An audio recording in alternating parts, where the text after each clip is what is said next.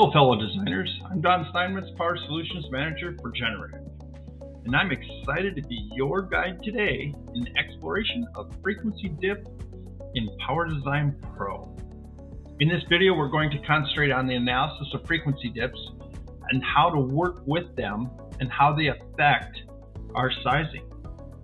So today I've already set up a solution, one that contains a 200 kW of resistive and 200 kVA of UPS servers. Now, first thing we're going to look at is up here in the results section. We can see that we are using about 73% of our engine's capability. Our peak is running about the same. And we have a 6.4 Hertz frequency dip with a 16.1% voltage dip. All right, now we have servers down here, as I had mentioned before, and servers can be kind of sensitive to larger voltage dips.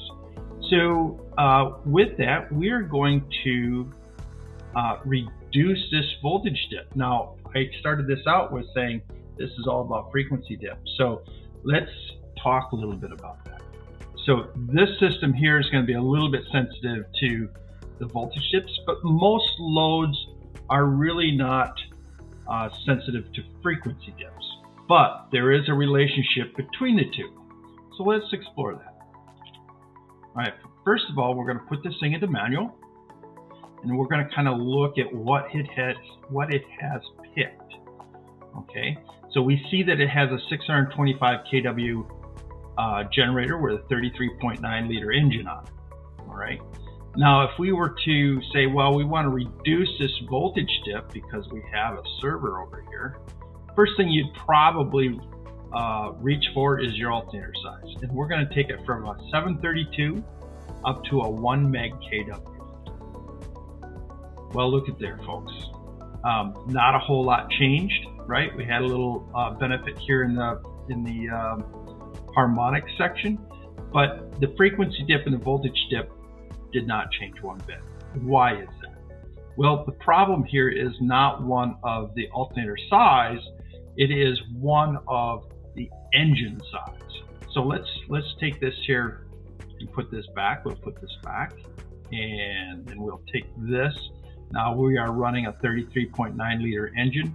Let's take it up to the next size engine, which is a 49 liter engine, and we can see the change then becomes more realistic. So again, that relationship between frequency and voltage dip is still happening.